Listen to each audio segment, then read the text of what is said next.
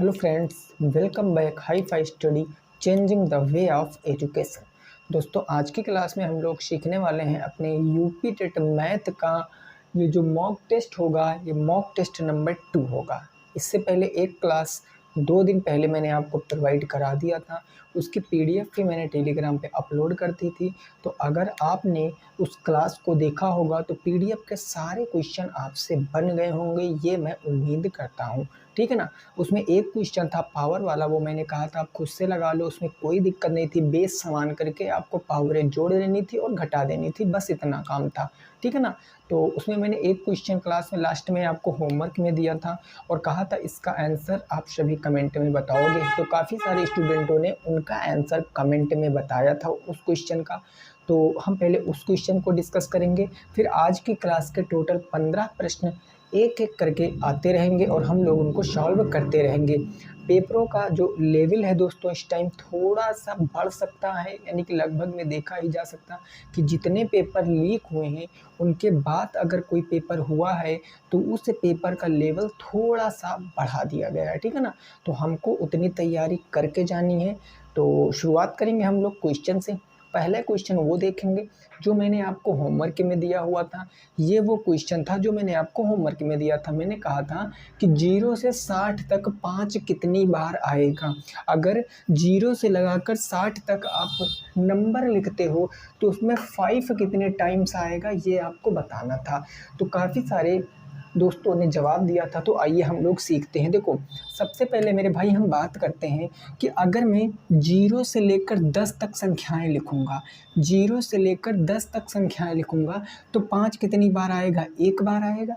0 से लेकर 10 तक लिखूंगा तो 5 कितनी बार आएगा? एक बार आएगा। ऐसे अगर मैं 11 से लेकर कहाँ तक लिख दूंगा, 20 तक लिख दूंगा, तब भी 5 कितनी बार आएगा? एक बार आएगा। 15, है ना। उसके बाद हम फिर ऐसे करके 21 से लगा के 30 तक लिखेंगे, तब भी कितनी बार आएगा? एक बार आएगा। 30 से लगा के कहाँ तक लिखेंगे? 40 से लिखेंगे, तब भी एक बार आएगा। 35 आएगा। और 40 से लेकर 50 तक लिखेंगे तो अब कितनी बार आएगा? अब 2 बार आ जाएगा। बताओ कैसे आ जाएगा? क्योंकि आपको पता है 40 के बाद एक नंबर आएगा 45, एक 5 इसमें होगा, उसके बाद 50, एक 5 इसमें होगा, तो 2 5 यहाँ से आ गए। यानी टोटल 0 से लगाकर 50 तक कितने 5 आएंगे? तो वो आपके 5 आ जाएंगे। ये 5 हो गए। अब बचा नंबर आपका 61 से लगा के कहाँ तक, सॉरी 51 से लगा के कहाँ तक? 60 तक बचा। अब आप लिखोगे कि 51, 52, 53, 54, 55, 56, 57, 58 और कितना लिख दोगे भाई? 59 लिख दोगे। उसके बाद जब 60 लिखोगे तो इसमें तो 5 आएगा नहीं। तो आप देख लो कितनी बार आएंगे। ये 15 आपके आ गए। कितने आएंगे? 15 0 आ जाएंगे, 15 5 आ जाएंगे। कितने 5 आएंगे? 15 5 आ जाएंगे। देख सकते हो आप। 0 से लेकर 10 तक एक बार, 11 से लेकर 20 तक एक बार, 21 से लेकर 30 तक एक बार और 30 से लेकर 40 तक एक बार, 40 से 50 तक 2 बार आएगा। क्योंकि एक तो 45 में आ जाएगा, एक 50 में, तो 2 3 4 5 6 6 यहाँ से हो गए और 9 यहाँ से हो गए। 9 6 15 बार आ जाएगा आपका 5। इस बात को याद रखना। ठीक है ना। अब आगे क्वेश्चन पे पहुँचते हैं। आज का क्वेश्चन नंबर 1 देखते हैं क्या कह रहा है, उसको भी हम लोग सीखते हैं। प्रश्न संख्या 1 आ चुका है। पढ़ो और बताओ क्या आएगा उत्तर। क्वेश्चन नंबर 1 पढ़ो और बताओ क्या आएगा उत्तर। प्रश्न संख्या नंबर 1। ठीक है ना भाई, अच्छे से पढ़ना क्वेश्चन को। सभी इजी क्वेश्चन है और आसानी से आप उत्तर दे पाओगे। देखो, एक टीम ने 40 मैच खेले। एक कोई टीम है। आज का क्वेश्चन नंबर 1 है। एक कोई टीम है, उसने टोटल कितने मैच खेले? 40 मैच उसने टोटल खेले। ये टोटल मैच उसने खेले हैं कितने? 40 कुल मैच। उसमें से उतने जीते कितने हैं भाई? विन कितने हैं उसके? तो उसने कितने जीते हैं? उसने मैच जीते हैं भाई आपके कितने? 24 मैच वह जीत चुका है। तो क्वेश्चन पूछा है कि जीते हुए खेलों का प्रतिशत कितना है। जीते हुए खेलों का प्रतिशत मैंने बताया। प्रतिशत कैसे निकालते हो? तो प्रतिशत का एक फार्मूला हमेशा गोल्डन फार्मूला होता है, तुलना बटे तुलनात्मक संख्या। तुलना बटे तुलनात्मक संख्या और इनटू का क्या कर देते हैं हम लोग? 100 कर देते हैं। तुलना किसकी कर रहे हैं? जीते हुए की ना। हमने कितने जीता? 24 जीता। और टोटल जितने खेले हैं भाई उतने में से ही तो जीतेंगे। हमने कितने खेले मेरे भाई? 40 खेले हैं, तो हमने 40 कर दिया और ये इनटू का 100 कर दिया। अब देखो 0 से 0 काम खत्म, 4 6 24 और 6 दहम 60। 60% मैच हमने क्या है जीते हैं, 60% मैच हमने जीते हैं और 40% मैच में हारे और ट्राई भी हो सकता है कि कुछ मैच हो सकता है 1-2 ट्राई हुए हो, ड्रा जिसको बोलते हैं। तो 60% क्या आएगा आपका राइट आंसर आएगा क्वेश्चन नंबर 1 का। क्लियर ना? ओके, चलो नोट कर लो। फिर आगे देखते हैं क्वेश्चन नंबर 2 को। क्वेश्चन नंबर 2 को देखते हैं। अब देखो आ चुका है प्रश्न, देखो जरा और बताओ। बिल्कुल सिंपल सा क्वेश्चन है, प्रॉफिट एंड लॉस का है, तो आप आसानी से जवाब दे पाओगे, है ना। देखो चलो जल्दी से बताओ इस क्वेश्चन का आंसर, जल्दी से आपको बताना है। इसकी पीडीएफ टेलीग्राम पे अपलोड कर दी है मैंने, आप पहले वीडियो देखो, उसके बाद आप पीडीएफ को सॉल्व करना, सारे क्वेश्चन लग जाएंगे, कोई दिक्कत नहीं। और इससे टफ क्वेश्चन यूपी टेट में बिल्कुल भी नहीं बनेगा, इस बात को दिमाग में याद रखना। अगला मेरे भाई क्वेश्चन नंबर 2 की बात करते हैं। क्वेश्चन नंबर 2 कह रहा है कि 350 अंकित मूल्य वाली, देखो अंकित मूल्य कितना दिया गया, जिसको हम मार्क प्राइस बोलते हैं, मार्केट प्राइस जिसको मार्कअप प्राइस बोलते हैं, जिसको लिस्ट प्राइस सूची मूल्य हिंदी में, है ना। ये कितना है 350, यही ना है ना भाई। तो 350 रुपये आपका मार्कअप प्राइस है और इस पर 2 छूट दी जाती है, 25% और 10%। देखो डिस्काउंट परसेंटेज 2 है, कौन कौन सी हैं, एक तो 25% की है और एक मेरे भाई आपकी 10% की है, ठीक है ना। तो आपसे पूछा है कि सेलिंग प्राइस क्या है, विक्रय मूल्य आपको बताना है, सेलिंग प्राइस क्या है। इस क्वेश्चन के देखो 2 तरीके होते हैं, हम दोनों तरीके आपको बता देंगे। सबसे पहले मेथड नंबर 1 की बात सुन लीजिए, इसको हम रेशियो मेथड से लगाएंगे। भाई देखो 25% को हम क्या कहते हैं, 25% को हम 1/4 कहते हैं ना। अब देखो डिस्काउंट को हिंदी में क्या बोलते हैं, छूट बोलते हैं, जैसा कि आप देख रहे होंगे क्वेश्चन में, डिस्काउंट को छूट बोलते हैं। अगर 4 आपका मार्क प्राइस है और 4 पर 1 का छूट दे रहे हो तो कितने में बेच रहे हो, 3 में बेच रहे हो। तो डायरेक्ट आप यहाँ से एमपी से और सीपी का रेशियो निकाल सकते हो, मार्क प्राइस से सेलिंग प्राइस का रेशियो निकाल सकते हो। मार्क प्राइस कितना था 4, 4 पर 1 का छूट दे दिया तो कितने का बेचा, 3 का बेचा, तो 4:3 आ गया आपका पहला। फिर 10% का मतलब क्या होता है, 1/10 होता है। अगर 10 आपका एमपी है तो 10 में 1 का छूट दे दोगे तो कितने की बेचोगे, 9 की बेचोगे। यानी 10 से आप कितने में बेच रहे हो, 9 में बेच रहे हो। ओके, अब मेरे भाई आप इसको क्या कर सकते हो, सॉल्व कर सकते हो। 10 चौके कितना हो गया, 40 हो गया, और 9 तरीक कितना हो गया, 27 हो गया। अब देखो ये आपका मार्क प्राइस आ गया, ये आपका सेलिंग प्राइस आ गया। और क्वेश्चन में कहा गया मार्क प्राइस 350 है, मार्क प्राइस कितना है 350 है ना मेरे भाई। मार्क प्राइस 350 है और यहाँ पर मार्क प्राइस कितना है 27 है। यानी 40 की मार्क प्राइस कितना, 40 और 350 ये आपस में बराबर होंगे ना। 40 की वैल्यू कितनी होगी, 350 होगी। तो मैं कह दूं कि 1 की वैल्यू कितनी होगी, आप कहोगे सर 350 बटे में 40, तो आपसे 27 की वैल्यू पूछे, सेलिंग प्राइस पूछे ना, तो 27 की वैल्यू निकाल लो, 27 से मल्टीप्लाई करा दो, सॉल्व कर लो, 0 से 0 काट दो यहाँ पर। तो अब यहाँ से 4 से काट लो, 4 से काटोगे तो 4 छम कितना हो गया, 24 हो गया, 3 बच गया, 3 बच गया, दशमलव लगाओगे, 0 बढ़ाओगे, 4 सत्ते 28, 4 पंचे 20 हो गया। यानी ये आ जाएगा आपका 35 × 6.5। देखो यहाँ पर करोगे तो आएगा 35 × 6.75, 35.6.5 सेलिंग प्राइस आ जाएगा। कैलकुलेट नहीं करेंगे क्योंकि हम दूसरे मेथड से लगाएंगे, तब वहाँ से एग्जैक्ट आंसर निकालेंगे। इसको कैलकुलेट करने की कोई ज़रूरत नहीं, आप कर सकते हो यूनिट। देखो यहाँ पर आप एक चीज़ का प्रयोग कर सकते हो, यूनिट डिजिट का प्रयोग कर सकते हो। ऑप्शन में आपको जब भी कभी 5 दिखेगा, देखो 5 से गुणा कराओगे, 5 पंजे 25, आपको पता है यूनिट डिजिट 5 आ जाएगी। जिस किसी ऑप्शन में अगर 5 है, पॉइंट में है, तो बस वही आंसर सही होगा। और अगर ज़्यादा आपके सभी में यूनिट डिजिट 5 है तो आप पूरा मल्टीप्लाई करा लेना। अब इस क्वेश्चन का दूसरा तरीका सीखो। दूसरा तरीका क्या होता है, मार्क प्राइस आपको नहीं पता है, हमें मार्क प्राइस बिल्कुल भी आइडिया नहीं है कि मार्क प्राइस क्या है। देखो मार्क प्राइस क्या है, 350 है। अब देखो अगर नहीं पता होता तो हम 100 मानते, कोई दिक्कत नहीं थी, लेकिन बाय द वे क्वेश्चन में दिया गया है और इसमें भी दिया गया। जब दिया गया तो छूट हमेशा मार्क प्राइस पर दी जाती है। मार्क प्राइस 350 था, इस पर आपने 25% का छूट दे दिया। अगर 25% का छूट दे दिया गया तो 75% में बेचा कि नहीं बेचा, 25% का छूट तो 75% में, उसके बाद आपने 10% की छूट दे दिया गया तो 90% में बेचा। और इसको सॉल्व करोगे तो यही ना सेलिंग प्राइस के बराबर आएगा।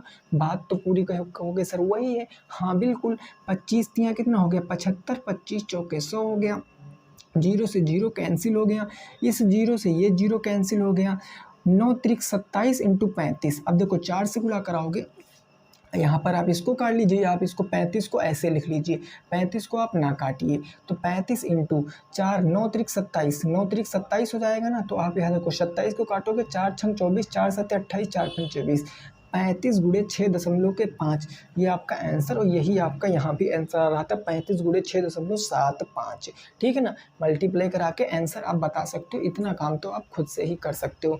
इतना काम बोलो कर लोगे कि कर लोगे।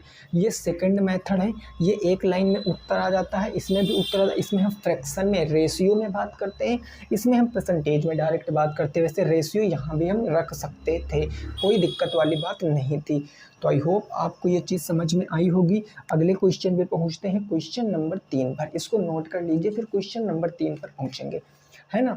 इसको नोट कर लो, फिर क्वेश्चन नंबर 3 पर पहुंचेंगे और उसका जवाब क्या होगा वो आपको बताना है। बता रहा हूँ तो आप सीख सकते हो चीज़ों को। जितना मुझे पता है मैं उतना आपको बताने की कोशिश करता हूँ, ठीक है ना भाई। चलिए अगला क्वेश्चन आ चुका है, इसका आंसर बताइए। प्रश्न संख्या 3 आपका नंबर सिस्टम से है, इसका आंसर आपको बताना है। क्वेश्चन नंबर 3 का आंसर, क्वेश्चन नंबर 3 आपका कुछ इस प्रकार का है।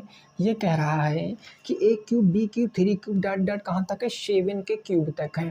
देखो जब कभी इन संख्याओं के घनों का योग आ जाएगा, इन संख्याओं के घनों का योग जब भी कभी आएगा, घनों का योग, तो आपको पता है इसका फार्मूला मैंने आपको बता रखा है। क्या होता है इसका फार्मूला, n प्लस के 1/2 और इसका क्या होता है होल स्क्वायर होता है। ये इसका फार्मूला होता है। n क्या होता है, n होता है नंबर ऑफ टर्म, n क्या होता है number of term, number of term, ये n होता है। यानी कितनी बार n आया, कितनी बार संख्या आई है। तो आप देखोगे क्वेश्चन था आपका 1 के क्यूब से लेकर कहाँ तक, 7 के क्यूब तक, और सब में प्लस लगा हुआ था। अब देखो 7 तक आए हैं ना, तो n की वैल्यू क्या हो जाएगी, 7 हो जाएगी। बात क्लियर, n की वैल्यू क्या 7 हो जाएगी। तो n के स्थान पर हम 7 रख देंगे, यहाँ हो जाएगा भाई 7, और ब्रैकेट में हम क्या रखेंगे 7 प्लस के 1, और इसका क्या कर देंगे हम होल स्क्वायर, और बटे में 2 भी है, ये 2 का भी होल स्क्वायर यहाँ पर होता है ना, ये मत समझना कि 2 का नहीं है। अब यहाँ से आप सॉल्व कर सकते हो। यहाँ से सॉल्व करोगे 7 मल्टीप्लाई का क्या आ जाएगा भाई, 7 एक 8 और बटे में 2, 2 से काटोगे 2 चौके 8 और 7 चौके कितना होता है 28, और 28 की पावर देखो 2 है तो 2, 28 का स्क्वायर कितना होता है 8 28 64 के 4 हासिल कितना आ गया 6 आ गया, 8 28 64 के 4 6, 8 दूनी 16 दूना 32, 6 38 के 8 हासिल कितना आ गया 3, 2 दूनी 4 3, 784 आपका जवाब हो जाएगा। 784 आपका जवाब हो जाएगा। अगर चेक करना चाहते हो तो इसको आप ऐसे चेक कर सकते हो कि 1 का क्यूब 1 होता है, 2 का क्यूब 8 होता है, 3 का क्यूब आपका 27 होता है, और 4 का क्यूब आपका 64 होता है, 5 का क्यूब आपका 25 पंचे 125, 6 का क्यूब आपका 6 4 36 छक्का कितना होता है भाई 6 4 के 36, 36 छक्का 216 है ना 216, 7 का क्यूब 7 7 49 7 3 4 3 343। ऐसे आप ऐड करोगे तो आपका कितना आएगा 784 आएगा। देख सकते हो कुछ सेकंड के लिए 7 7 14 1 15 15 1 16 16 4 20 5 25 6 31 31 3 34 के 4 हासिल कितना आ गया भाई 3 आ गया, है ना। अब देखो यहाँ से जोड़ोगे 2 6 2 8 8 2 10 10 से 11 11 4 15 15 15 3 कितना होता 18 के 8 हासिल 1 आ गया, और ये कितना हो गया 6, और 6 कितना हो गया ओ सॉरी 2 2 3 2 5 5 1 6 और 6 1 7 784। क्लियर, समझ चुके हो ना। बेसिक से भी कर सकते हो, अगर आपको फार्मूले नहीं पता तो बेसिक से भी कर लेना। ज़्यादा लेंथी क्वेश्चन इसके नहीं बनते हैं, इस बात को दिमाग में ज़रूर याद रखना। आगे हम पहुँचते हैं क्वेश्चन नंबर 4 पर। क्वेश्चन नंबर 4 देखिए क्या है और इसको लगाइए। प्रश्न संख्या 4 क्या है जरा पढ़ो और इसको लगाओ क्वेश्चन नंबर 4 को। प्रश्न संख्या 4 है ना मेरे भाई, जल्दी से देखो इसको बताओ क्या आएगा उत्तर।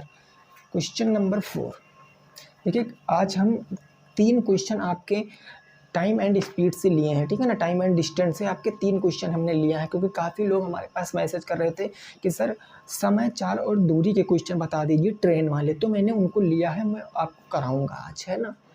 तो अभी लास्ट में 3 क्वेश्चन हैं, अभी मैं आपको बताऊंगा। बहरहाल अभी इस क्वेश्चन का आंसर दीजिए। क्वेश्चन नंबर 4 है, प्रश्न संख्या नंबर 4 कह रहा है कि दो धनात्मक संख्याओं का योग 25 है और इनका मल्टीप्लाई 144 है, 144 है, तो संख्याओं का अंतर आपको बताना है। देखो, दो संख्याएं मैंने लेट कर लिया भाई, कोई दो संख्याएं x प्लस वाई है, इनका योग कितना दिया गया है 25 क्वेश्चन में दिया गया, और इनका मल्टीप्लाई दिया गया x इंटू वाई 144 दिया गया है ना। अब देखो, आप इस चीज़ को समझने का प्रयास करो, आपको कुछ नहीं करना है। आप देखो यहाँ मल्टीप्लाई है ना, यहाँ पर आप ऐसे दो इनके 144 के ऐसे दो गुणनखंड करो कि ऐड करने पर यहाँ वाली संख्या आ जाए, बस ऐसे दो गुणनखंड करो इसके कि ऐड करने पर यहाँ वाली संख्या आ जाए बस। तो आपको पता है कि 18 अट्ठे 144 होता है, लेकिन वहाँ 10 आ जाएगा, लेकिन आपका एक होता है 16 नवैया 144, 16 नवैया 144। इस बात को जरा समझने का प्रयास करना, जिनकी समझ में नहीं आ रहा है। 144 के कौन कौन से गुणनखंड हो सकते हैं? एक तो मैं ये कह सकता हूँ कि 12 इंटू 12, 12 बरहिया में 144, लेकिन 12 और 12 को जोड़ने पर क्या 25 आ रहा है? बिल्कुल नहीं आ रहा, इसीलिए मैंने इसको नहीं लिया है। दूसरा होता आपका 18 अट्ठे 144 होता है ना, 18 अट्ठे 144 होता है। तो अब देखो 18 अट्ठे 144 तो हो जाएगा, लेकिन क्या 18 और 8 को ऐड करने पर 25 आएगा? बिल्कुल नहीं आएगा। इसीलिए मेरे भाई मैंने यहाँ पर 16 नवैया 144 लिया, और यहाँ पर पता 9 6 15 के 5 1 1 2 25 आ रहा है, इसीलिए मैंने यहाँ पर लिया है। अब आपको संख्या पता चल गई, ये आपकी पहली संख्या है, ये आपकी दूसरी संख्या है। इनका अंतर पूछे हैं तो इनका अंतर आप आसानी से बता सकते हो। अंतर कितना आएगा? 9 1 10 6 16 7 आ जाएगा। अंतर कितना आएगा? 7। ये आपका आंसर होगा। इनका डिफरेंस क्या आएगा? अंतर क्या आएगा? 7 आ जाएगा। अंतर कभी भी मेरे भाई ऋणात्मक नहीं होता है, इस बात को याद रखना। अंतर कभी भी ऋणात्मक नहीं होगा, इस बात को बहुत अच्छे से दिमाग में याद रखना, क्योंकि हो सकता ऑप्शन में आपका -7 भी दिया हो, तो आप क्या करोगे, यहाँ पर 16 इधर रख सकते हो, 9 इधर, तो आपका -7 आ जाएगा अगर आप अंतर करोगे। लेकिन आपका अंतर कभी ऋणात्मक नहीं होगा, 7 आपका क्या आएगा? जवाब आएगा। इस बात को समझे कि नहीं समझे, है ना। नोट करो, फिर आगे पहुँचते हैं। नोट करो भाई, फिर इसको आगे पहुँचते हैं, आगे देखते हैं कौन सा क्वेश्चन है। आगे जो क्वेश्चन है उसमें मैंने आपको ऑप्शन भी दिया है, ऑप्शन के थ्रू भी आप कर सकते हो, ठीक है ना। या आपको 11 का डिविजिबिलिटी रूल पता है तो भी आप कर सकते हो। आप मेरी नंबर सिस्टम की क्लास अगर देखे होंगे तो मैंने आपको वहाँ पर डिविजिबिलिटी रूल हर एक नंबर का बताया है, 13 तक मैंने आपको डिविजिबिलिटी रूल बता रखा है ना। तो एक संख्या है आपकी, एक संख्या है आपकी, क्वेश्चन नंबर 5 है। ये संख्या आपकी क्या है कि 738, उसके बाद आपका है ए, फिर है आपका 6, उसके बाद है ए। अगर ये 11 से डिवाइड है तो आपको बताना है कि ए का मान क्या होगा, फाइंड आउट करना है ए की वैल्यू। 4 ऑप्शन है इस क्वेश्चन में, मैंने ऑप्शन आपको इसलिए दे दिया क्योंकि आप ऑप्शन के थ्रू इजीली सॉल्व कर सकते हो। अगर मैं पहले ऑप्शन की बात करता हूँ 6, अगर मैं, देखो बात को समझना, अगर मैं a बराबर 6 रखता हूँ, पहला ऑप्शन, अगर मैं a बराबर 6 रखूँगा तो संख्या क्या हो जाएगी? 7 3 6, 7 3 8 6, 7 3 8 6, 6 और क्या हो जाएगा? 6 हो जाएगा, है ना। 8 6 6 6। अब इसको अगर मैं 11 से डिवाइड करूँगा, देखो पूरा पूरा डिवाइड हो रहा है। 11 छक्के 66, 66 4 70, 3 73, 7 बचा 78, 11 सत्ते 77, 1 बचा कितना हो गया? 16, 11 1 कम 11, 5 बचा 56 हो गया, 11 पचे 55, 1 बचा 16 हो गया। यानी कि ये संख्या पूरी पूरी डिवाइड नहीं है, तो एक ऑप्शन तो आपका काम खत्म हो गया, एक ऑप्शन काम खत्म। नेक्स्ट अगर मैं दूसरा ऑप्शन रखता हूँ, ए की वैल्यू कितनी है? 3। अगर मैं यहाँ पर ए की वैल्यू 3 रखता हूँ, देखो 7 3 3 7 3, उसके बाद 8, फिर 3, फिर 6, उसके बाद 3। तो अब इसको आप 11 से डिवाइड करके देख लो भाई। 11 पचे 55, 11 छक्के 66, 66 6 72, 1 73, 7 बचा 78, 11 सत्ते 77, 1 बचा 13, 11 1 कम 11, 2 बच गया 26, 11 दूना 22, 4 बचा 43। यह भी पूरा नहीं, मतलब यह भी आपका ऑप्शन नहीं है। ऐसा करने के बाद आप तीसरा ऑप्शन चेक करो। अगर आप ए की वैल्यू कितनी रख रहे हो, 9 रख रहे हो, तो 9 रख के चेक कर लीजिए। 7 3 8 9 6 9। अब इसको आप 11 से डिवाइड करो। 11 छक्के 66, 6 बचा, 7 बचा, 66 7 78। 11 और 7 कितना हो गया, 11 7 77, 1 बचा 19, 11 एक कम 11, 8 बचा 86, 11 7 77, 9 बचा 99, 11 9 99, यानी ए की वैल्यू क्या आएगी, 9 आएगी। ये पूरा पूरा डिवाइड हो रहा है। ए की वैल्यू क्या आएगी, 9 आ जाएगी। इस बात को समझ पा रहे हो कि नहीं समझ पा रहे हो। ये तो हो गया विद ऑप्शन। ये मेथड हो गया कि जब आपको कुछ ना पता हो तो आप ऑप्शन से क्वेश्चन को कर सकते हो। लेकिन 11 का डिविजिबिलिटी रूल क्या कहता है, 11 का विभाज्यता नियम क्या कहता है कि जो आपके इवन पर नंबर है, जो आपके सम स्थान पर नंबर है, सम स्थान पर, और जो आपके ओड स्थान पर नंबर है यानी विषम स्थान पर नंबर है, अगर इनका अंतर 11 या फिर 11 का कोई मल्टीपल होता है, अगर वो 11 या फिर 11 का कोई मल्टीपल आता है तो संख्या क्या होगी, 11 से पूर्णतः विभाजित हो जाएगी। नंबर 6 की बात कर लेते हैं ना, क्वेश्चन नंबर 6 की बात कर लेते हैं। ये क्या कह रहा है जरा समझते हैं। क्वेश्चन नंबर 6 कह रहा है किसी धनराशि पर सिंपल इंटरेस्ट मूलधन का 1/9 है। देखो 1/9 दिया है और कहा सिंपल इंटरेस्ट मूलधन का, तो ये तो सिंपल इंटरेस्ट हो गया और ये क्या हो गया, प्रिंसिपल हो गया, यानी कि ये आपका मूलधन हो गया और ये आपका साधारण ब्याज हो गया। इतनी सी बात तो आपको समझ में आ ही रही होगी। अब एक मोस्ट इंपॉर्टेंट लाइन आपको इसमें आगे दी गई है कि जितनी रेट है उतने ही वर्ष हैं, जितनी रेट है उतने ही वर्ष हैं। अगर मैं कहूँ रेट आपकी R% है, मैंने कहा दर आपकी R% है, तो टाइम भी आपका R वर्ष होगा। इस बात को समझ पा रहे हो कि नहीं समझ पा रहे हो, क्योंकि क्वेश्चन मेरे भाई कह रहा है कि दर और वर्ष समान है, यानी जितनी दर है प्रतिवार्षिक उतने ही समय है। जरा लाइन में क्वेश्चन को पढ़ लेना। अब इस बात को लगाते हैं, सिंपल सा फार्मूला लगाएंगे अपना। SI इंटू क्या होता है, SI बराबर PART/100, यही ना होता है। सिंपल इंटरेस्ट कितना है, देखो 1 का सिंपल इंटरेस्ट है, मूलधन 9 है, रेट आपकी R है, टाइम आपका R है और बटे में क्या है आपका 100 है ना। R समझ गए ना। 100 इधर चला जाएगा तो इधर 9R² हो जाएगा, यानी 100 बराबर के आपका 9R² आएगा। गुणा करने पर घातें जुड़ जाती हैं। 9 इधर आ जाएगा तो बटे में हम डायरेक्ट कह सकते हैं R² बराबर 100/9। स्क्वायर हटाएंगे तो हम रूट सटाएंगे, बात को समझ गए। तो ये हमारा R बराबर क्या आ जाएगा, 100 का मतलब 10 और 9 का मतलब 3, 10/3, और 10/3 का मतलब क्या होता है, 3 त्रिक 9, 3 त्रिक 9, 3 त्रिक 9, 3 त्रिक 9, 33.33%। क्या आपको दर ही पूछा गया था आपसे, प्रतिवर्ष क्या है दर आपको बताना था, तो 3.33%, 3.33%। या इसी को आप ऐसे कर सकते हो, 3 त्रिक 9, 1 10/3, 3 सही 1/3%। ये आपका आंसर है। समझ गए ना। इस क्वेश्चन को आप लगा लोगे, कोई दिक्कत नहीं है। इस क्वेश्चन को आप लगा लोगे कि नहीं लगा लोगे, जरा एक बात बताओ हमको। क्योंकि क्वेश्चन में रेट परसेंटेज टाइम परसेंटेज बराबर था, मैंने मान लिया भाई R, मैंने फार्मूले में रखा, गुणा करने पर घातें जुड़ जाती तो जुड़ गई, R² हो गया। 100/9, R बराबर √100/9, 10/3, 10/3 का मतलब 1 सही 1/3। क्लियर, 3 सही 1/3% आपका राइट आंसर है। आगे पहुँचते हैं क्वेश्चन नंबर 7 पर और उसको समझते हैं। प्रश्न संख्या 7 देखो और बताओ क्या आएगा उत्तर क्वेश्चन नंबर 7 का। क्वेश्चन नंबर 7 देखो और उसका बताओ क्या आएगा उत्तर। क्वेश्चन नंबर 7 मोस्ट इंपॉर्टेंट है। M1 D1 T1 यानी MDH वाला जो है वही है आपका। फार्मूला देखो, M1 into D1 into T1 और बटे क्या होता है W1 बराबर के M2 into D2 into T2 और बटे का क्या होता है आपका W2 होती है। M से पहले कितने आदमी काम कर रहे थे, D से कितने दिन काम कर रहे थे, T से कितने घंटे काम कर रहे थे और W से वर्क कितना काम किया। M2 से दोबारा कितने आदमी थे, कितने दिन तक थे, T2 कितने दिन में कितने घंटे काम करते थे और कितना काम हुआ है। अब देखो इस क्वेश्चन को आप लगाओ, पहले कितने आदमी थे, 48 मजदूर थे, तो 48 इंटू कितने दिन तक काम कर रहे हैं, तो 15 दिन तक कर रहे हैं, तो 15 और कितने घंटे कर रहे हैं, 7 घंटे।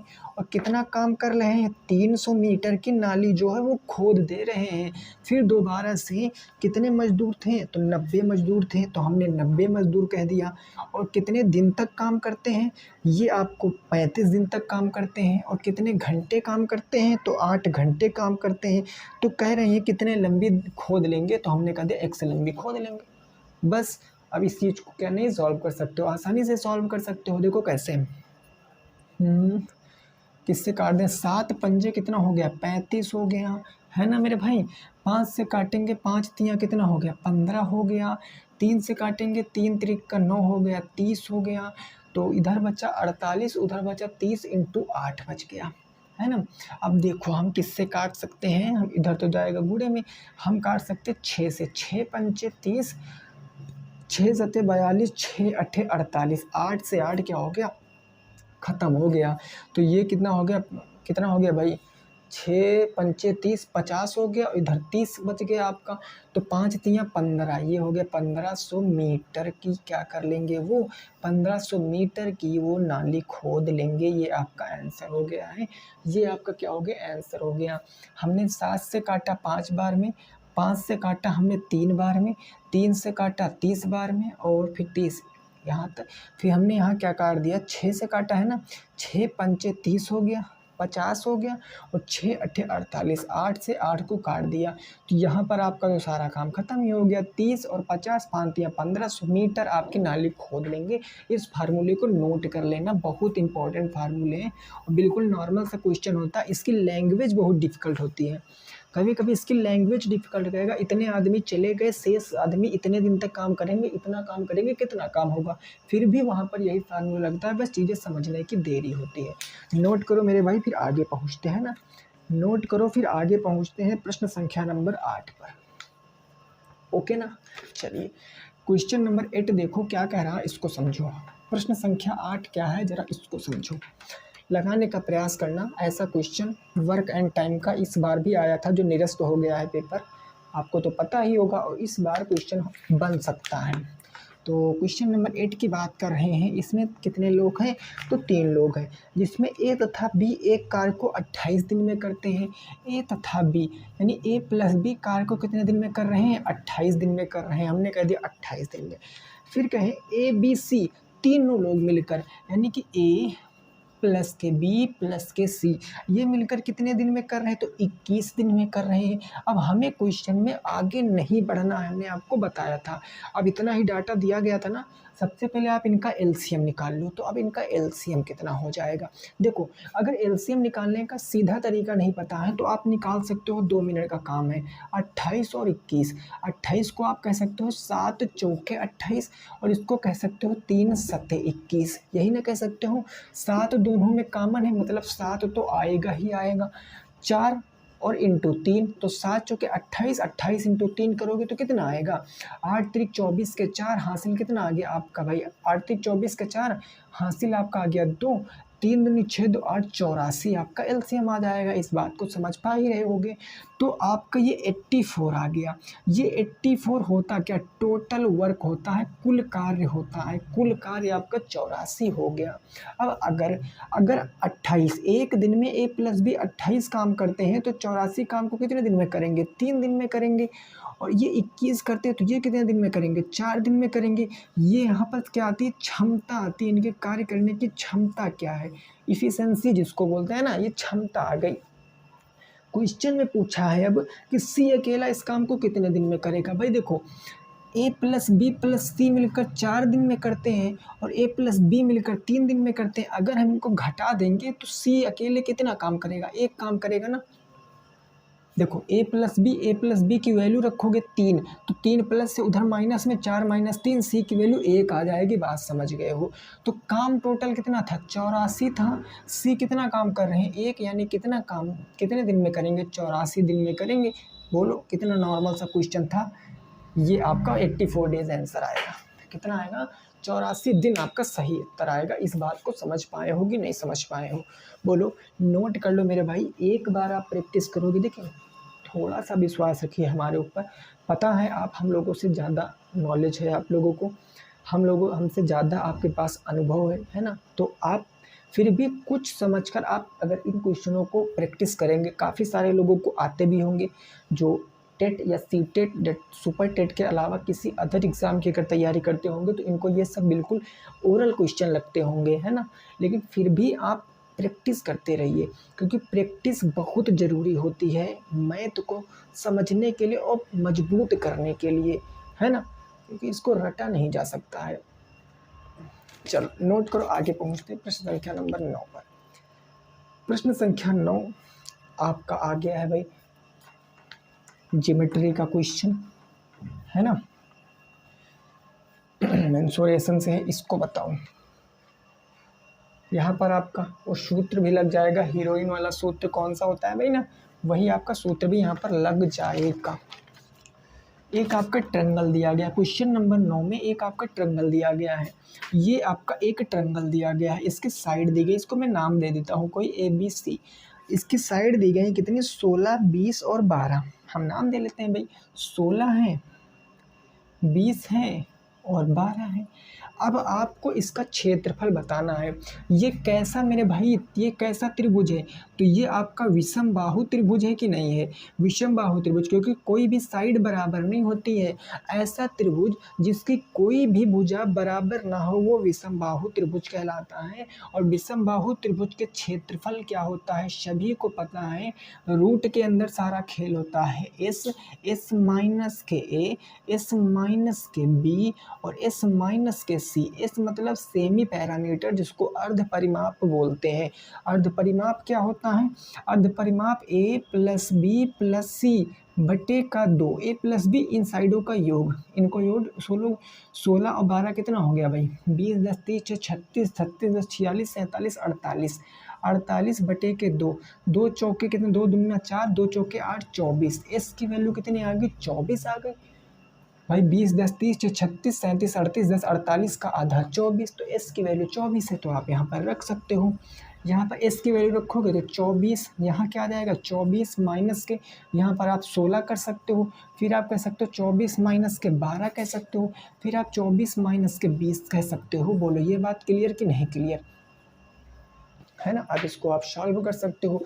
ये आपको पता है कि हम 24 को लिख सकते हैं इंटू, यहाँ से कितना होता है 16, 8, 6, 14, 8 हो जाएगा आपका। यहाँ 24 और 12, यहाँ कितना 12 बच जाएगा, 12 हो गया।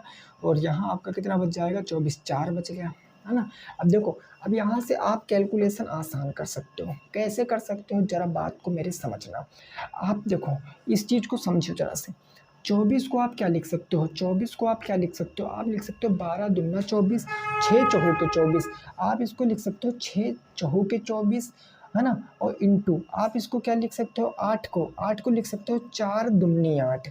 आप 12 को लिख सकते हो 4 इंटू 3, और ये तो 4 है ही, इसलिए मैंने ऐसा क्यों किया। मैंने आपके यहाँ पर देखो, मैं 4 को बाहर निकालूंगा रूट के बाहर तो 1 तो 2 ये आ जाएगा इस 4 से, इस 4 को मैं बाहर निकालूंगा तो 1 तो 2 ये आ जाएगा, इस 4 को मैं बाहर निकालूंगा तो 1 तो 2 आपका ये आ जाएगा, इस 4 को बाहर निकालूंगा तो 1 2 आपका ये आ जाएगा। यानी 4, इन चारों को हम छोड़ देंगे क्योंकि इनसे हम इतना बाहर निकाल लिए। 2 दूनी 4 दूनी 8 दूनी 16, यानी हम क्या कह सकते हैं, ये 4 ये 4 ये 4 ये 4, ये कितना हो गया 4 चौके 16 चौके 64। आपको पता है 64 अगर 4 बार आया है तो आप 16 लिख लीजिए, सिंपल सी बात है। 4 4 के 2 2 जोड़े बन रहे हैं, 4 का स्क्वायर कर दोगे तो 16 ही तो आएगा। आप 16 को बाहर ले लीजिए, अंदर क्या बचा, अंदर ये आपका 6 बचा, ये आपका 2 बचा, ये आपका 3 बचा। 3 दूनी कितना हो गया 6, और 6 चाहे के 36, 36 का कितना ले लोगे 6 ले लोगे ना। नहीं समझ पाए भाई, देखो 16 हमने यहाँ पर ले लिया और इंटू ये 6 है और ये 2 है, 6 दूनी 12 और 12 तिया 36, रूट के 36, 16 गुणे रूट के 36। रूट के 36 का मतलब क्या होता है 6 होता है ना, तो 16 इंटू 6 हो गया। 16 इंटू 6 को क्या कह सकते हैं 6 चाहे के 36 के 6, हासिल कितना आ गया 3, 6 कम 6 3 9 96 आपका आंसर आएगा 96। वो भी किस में आएगा सेंटीमीटर में, सेंटीमीटर में, और मीटर में होते तो मीटर क्यूब में आपका आंसर आता। 96 सेंटीमीटर क्यूब है, तो सेंटीमीटर में तो सेंटीमीटर क्यूब आपका आंसर होगा। समझ क्यों ना। आंसर कितना आएगा 96 सेंटीमीटर क्यूब आपका राइट आंसर होगा। इस बात को समझ पाए हो कि नहीं समझ पाए हो नोट कर सकते हो। यहाँ पे डायरेक्ट यहाँ पर बुरा भी करा सकते थे, कोई दिक्कत वाली बात नहीं थी तब। क्लियर ना। अगला क्वेश्चन देखते हैं, प्रश्न संख्या नंबर 10। प्रश्न संख्या नंबर 10 आ चुका है, इसको समझो और बताओ क्या आएगा उत्तर क्वेश्चन नंबर 10 का। क्वेश्चन नंबर 10 देखो, समझो और बताओ क्या आएगा उत्तर, ठीक है ना। जल्दी से बताने की कोशिश करना क्वेश्चन नंबर 10 का क्या आएगा राइट आंसर। सिंपल सा क्वेश्चन है। देखो क्वेश्चन नंबर 10 ये क्या है कि टोटल जो रुपए हैं 600 हैं। टोटल रुपए कितने हैं भाई 600 हैं, हमने लिख लिया टोटल रुपए कितने हो गए 600 हो गए। ओके, अब इसमें ए बी और सी के रूप में बांटना है। इसमें आपको दिया गया है ए बी कितना है 2:3, यानी ए रेशियो बी आपको दिया गया है 2:3। उसके बाद आपको बी रेशियो सी दिया है, वो कितना दिया 2:5, तो 2:5। अब आपको बताना है कि किसका हिस्सा बताना है भाई, सी का हिस्सा बताना, सी का। बी दोनों में कॉमन, तो बी को इक्वल कर लो, इसको 2 से मल्टीप्लाई कराएंगे, इसको हम 3 से मल्टीप्लाई कराएंगे। तो 2 दूनी 4, 3 दूनी 6, 4×5 6, 3 दूनी 6 हो गया, और यहाँ कितना हो गया 5 3 15 हो गया। तो a ratio b ratio c कितना आएगा, A/B/C कितना आएगा 4 6 और 15 आ जाएगा। देखो 15 6 कितना हो गया 6 4 10 10 20 5 25, 25 की वैल्यू 600 है भाई। देखो 6 4 10 10 20 5 25, 25 की वैल्यू 600 हो गई है। तो आपसे 15 की वैल्यू पूछी है, बस नॉर्मल सी बात है 600/25 इंटू के 15, 5 3 15 और 5 पंजे 25, 5 से काटेंगे तो 12 पंचे 60 और 12 3 36, 360 आपका जवाब होगा। समझ पाए कि नहीं समझ पाए, 360 क्या आएगा आपका जवाब आ जाएगा। किसी का भी हिस्सा पूछता आप निकाल सकते थे। अगर आपसे ए का हिस्सा पूछता तो ए का हिस्सा निकालने के लिए आपने यहाँ पर क्या किया है 600/25, तो 600/25 इंटू ए का हिस्सा 4, तो 5 पंजे 25, 5 1 5 दूनी 10, 5 से काटते तो 5 दूनी 10, 5 चौके 20, 24 चौके 96, ये 96 आ जाता है आपका ए का हिस्सा। अगर 6 का हिस्सा पूछते, अगर 6 का 4 का 96 है, तो 6 का ऐसे डायरेक्ट भी निकाल सकते, 4 दूनी 8, 4 चौके 16, 24 गुणे 6 करते, 6 चौके 24 के 4 हाथ से ला गया 2, 6 दूनी 12, 13 14 144 आ जाता। ऐड करते तो टोटल आपका 600 आ जाता, इस बात को याद रखना। क्लियर। वैसे हमसे सी का पूछे थे तो 360 आपका राइट आंसर है। आगे पहुंचते हैं प्रश्न संख्या नंबर 11 पर, ठीक है ना। क्वेश्चन नंबर 11 देखो और बताओ क्या आएगा इसका राइट आंसर। प्रश्न संख्या 11 देखो और बताओ इसका जवाब क्या आएगा। बिल्कुल सिंपल सा क्वेश्चन है, ठीक है ना। इसमें कहा गया है कि 2 कोटि पूरक कोणों का अंतर 50 है। 2 कोटि पूरक कोणों का अंतर यानी x माइनस वाई आपको 50 डिग्री दिया है। और कोटि पूरक कोण होते क्या है, कोटि पूरक कोण होते हैं x प्लस वाई बराबर 90 अंश, यानी ऐसे दो कोण जिनका योग 90 अंश होता है वो कोटि पूरक कोण होते हैं, है ना। अब देखो y से y कैंसिल, तो ये क्या हो जाएगा 2x बराबर के 9 5 14 140, तो x बराबर के 70 अंश आएगा कि नहीं आएगा। अगर x 70 अंश है तो 70 उधर जाएगा, किस में हो जाएगा बोलो।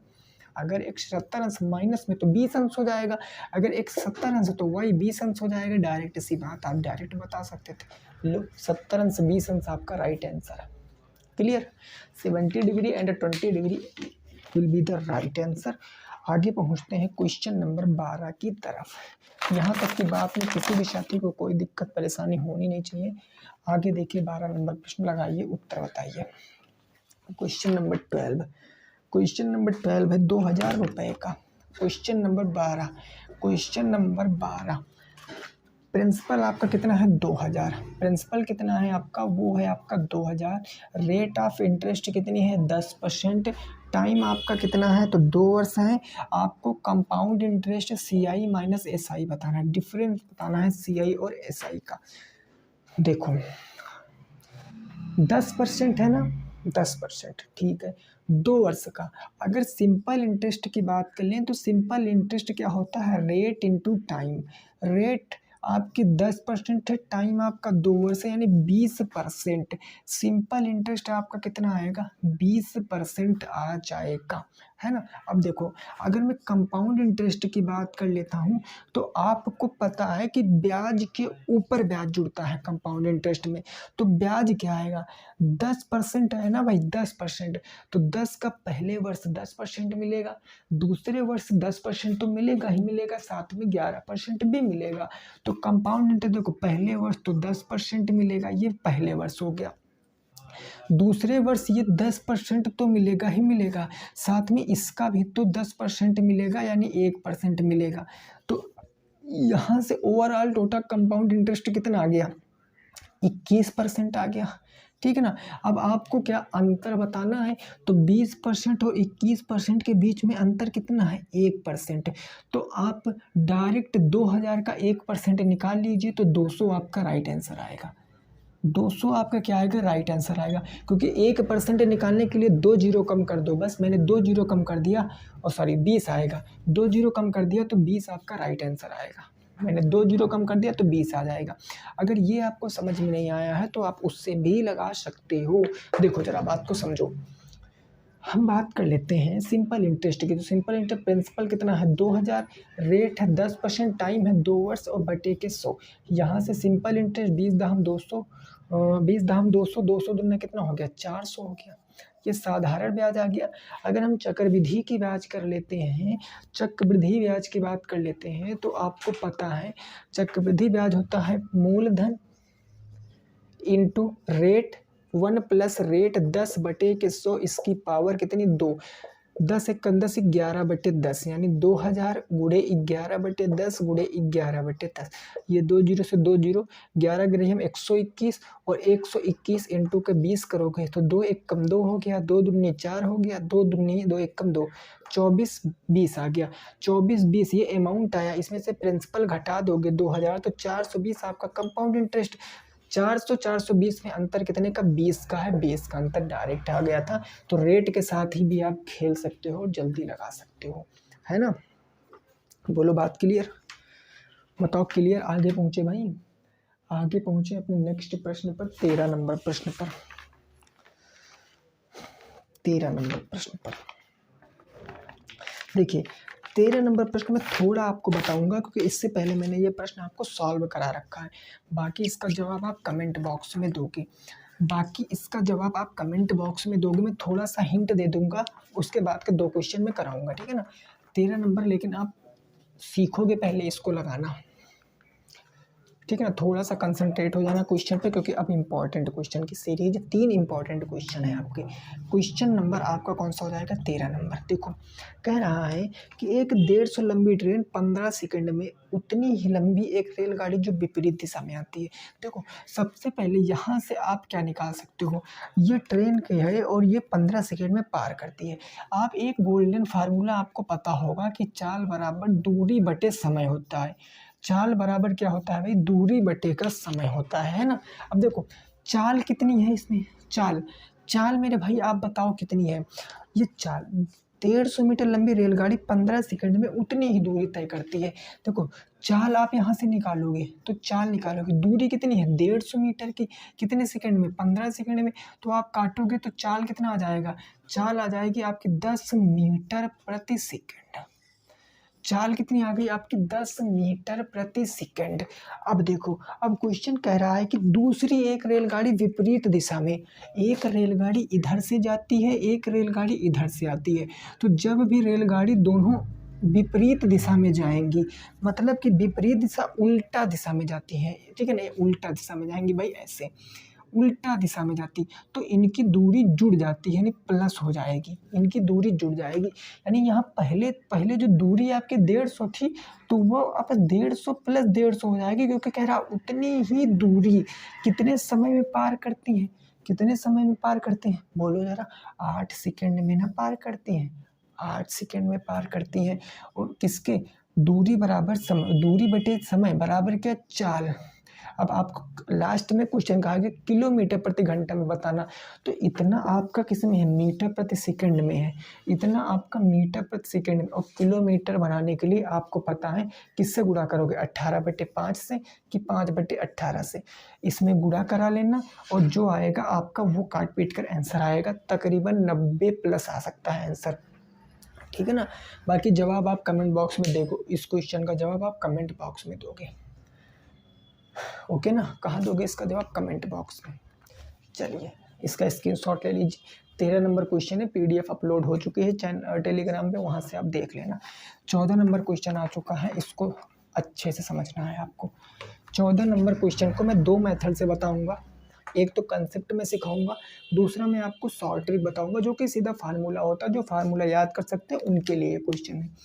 क्वेश्चन नंबर 14 देखो, ये कह रहा है क्वेश्चन नंबर 14 कह रहा 2 व्यक्ति क्रमशः 90 किलोमीटर प्रति घंटा और 10 किलोमीटर, कोई 2 व्यक्ति हैं, हमने मान लिया एक व्यक्ति आपके ए है और एक व्यक्ति आपके बी है।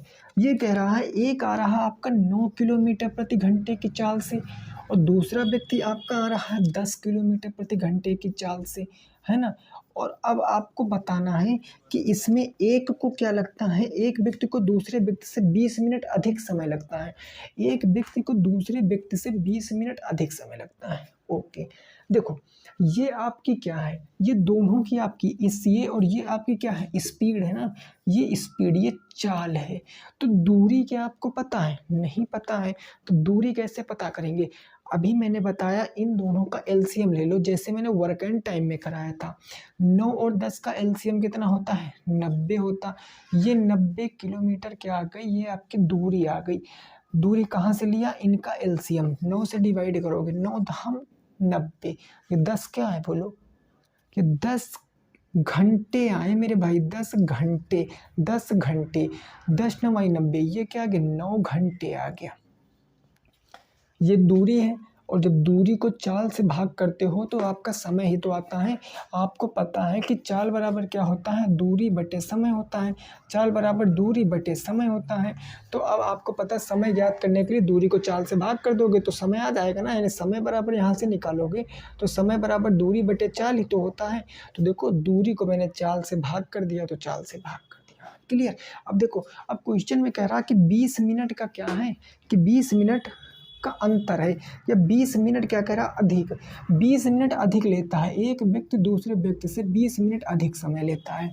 यहाँ पर कितना अधिक समय लेता है, 1 घंटे का, यहाँ पर 1 घंटे का अधिक समय लेता है, लेकिन क्वेश्चन में 20 मिनट का अधिक समय लेता।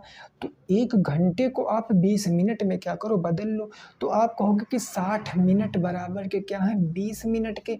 तो मैं कह दूँ 1 बराबर क्या है, आप कहोगे 20/60, यानी 20 एकम 20, 20 तिया 60, 1/3, यानी समय कितना है, 1/3। अगर समय 1/3 है तो यहाँ पर दूरी भी 90 ना होकर क्या हो जाएगी, 1/3 हो जाएगी। 30 तिया 90, यानी कि क्या हो जाएगी, 30 किलोमीटर हो जाएगी। क्या हो जाएगी, 30 किलोमीटर आपका आंसर आ जाएगा। लेकिन अगर आपको ये तरीका नहीं समझ में आया है तो समझने वाली इतनी सी बात है केवल, जो आपको यहाँ पर याद रखना ऐसे क्वेश्चनों में। ऐसे क्वेश्चनों में एक बात ये होती है, एक फार्मूला होता है S1 इंटू मल्टीप्लाई, ठीक है ना, एक होता है S1 इंटू S2 और बटे का होता है S1 माइनस के S2 is equal to difference, is equal to difference, मतलब क्या होता है, अंतर। इस फार्मूले के नोट कर लो। S1 का मतलब पहली स्पीड, पहली चाल कितनी है, 9 किलोमीटर, गुणे S2 का मतलब दूसरी स्पीड कितनी है, 10 किलोमीटर। इनका गुणा करा के इनका अंतर ले लो, 9 और 10 का अंतर 1 का आ जाएगा, और डिफरेंस कितना है, उसका डिफरेंस ले लो। लेकिन डिफरेंस हमेशा मेरे भाई किस में लोगे, घंटे में लोगे, डिफरेंस हमेशा घंटे में लोगे, ठीक है ना। इस फार्मूले से भी लगा सकते थे।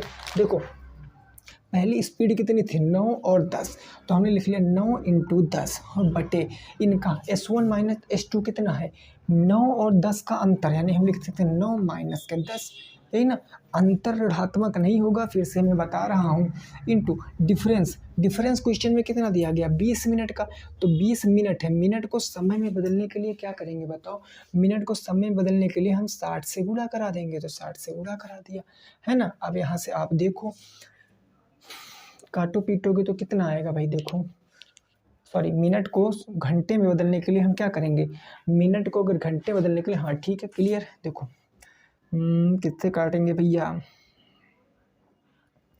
सॉरी यहाँ पर थोड़ा सा गड़बड़ हो रहा है, यह हम 20/60 करेंगे, ठीक है ना, 20/60 करेंगे, क्योंकि ये आपका किसमें हमेशा, यहाँ पर आप बटे में 60 किया तो 20 एक कम 20, 20×3 = 60, 3 हो गया, और 3 त्रिक का कितना हो गया, 9 हो गया, 10×3 = 30 हो गया, क्योंकि यहाँ पर ऊपर 30 आ जाएगा, नीचे बटे 1, तो 30/1 का मतलब 30 ही आएगा, इस बात को याद रखना, ठीक है ना। इस फार्मूले में मैं कंफ्यूज रहता हूँ, इसीलिए मैं आपको ये तरीका बता रहा हूँ, क्योंकि यही तरीका मैं भी इसी क्वेश्चनों में लगाता हूँ, क्योंकि ये तो बेसिक सा तरीका है, आप आसानी से लगा सकते हो। फिर भी आप यहाँ पर इस फार्मूले को नोट कर लीजिए, अगर आपको ये समझ में आता है तो, ठीक है ना। मैंने आपको जितना बताने वाला था बता दिया है, बाकी आपके ऊपर डिपेंड करता है आप कैसे क्वेश्चनों को डील करते हो, ठीक है ना। दोनों का स्क्रीनशॉट ले लीजिए, फिर आगे मैं बढ़ता हूँ आगे। आज का लास्ट क्वेश्चन बिल्कुल ऐसा ही क्वेश्चन है, दोनों तरीकों से लगाने की कोशिश करेंगे हम लोग, है ना। चलो देखिए, आज 60 से हम लोग भाग किए हैं, ये मिनट है ना, मिनट को घंटे में बदलने के लिए 60 से भाग करते हैं, ठीक है ना, गुणा करेंगे तो ऑलरेडी मिनट में फिर से हो जाएगा ना, तो हमने यहाँ पर 60 से भाग कर दिया, क्लियर। आगे देखो, क्वेश्चन नंबर लास्ट आ चुका है 15 नंबर, इसको बताओ, बिल्कुल ऐसा ही क्वेश्चन है, इसका उत्तर बताओ क्या आएगा, बिल्कुल सेम ऐसा ही क्वेश्चन है ना। जल्दी से बताओ, इसका आंसर बता दो, कितना आएगा इसका जवाब। Last question number 15, question number 15।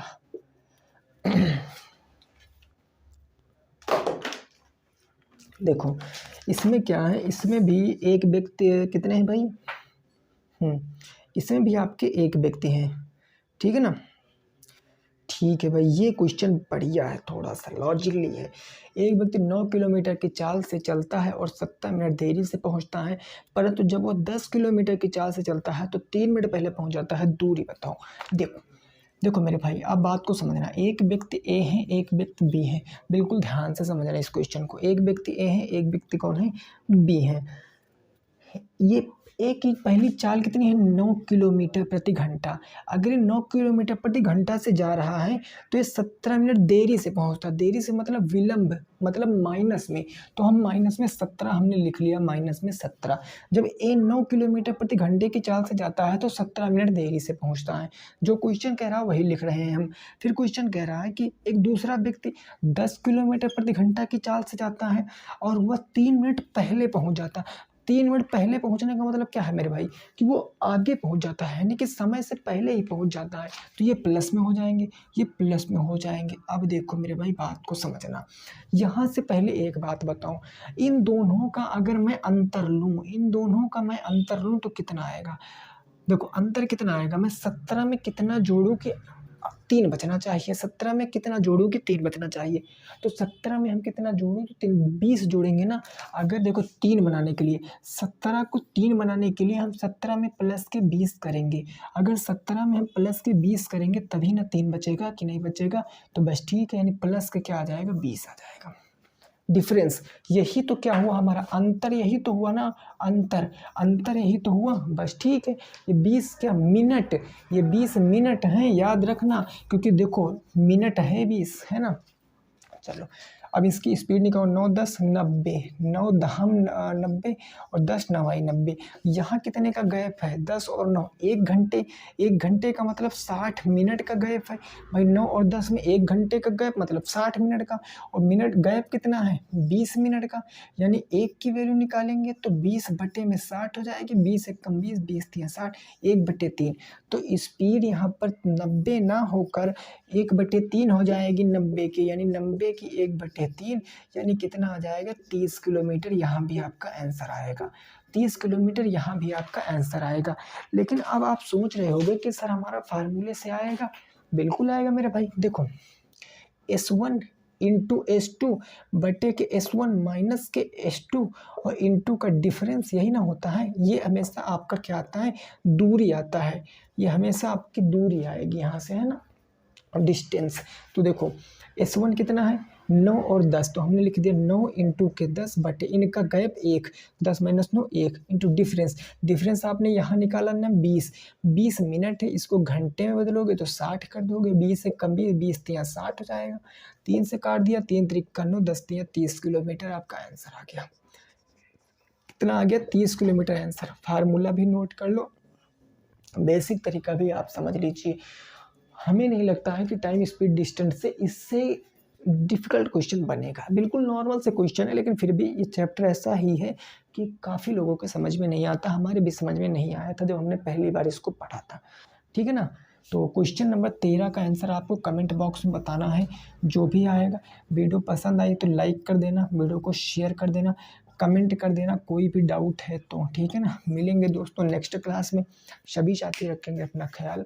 जय हिंद, जय भारत और वंदे मातरम।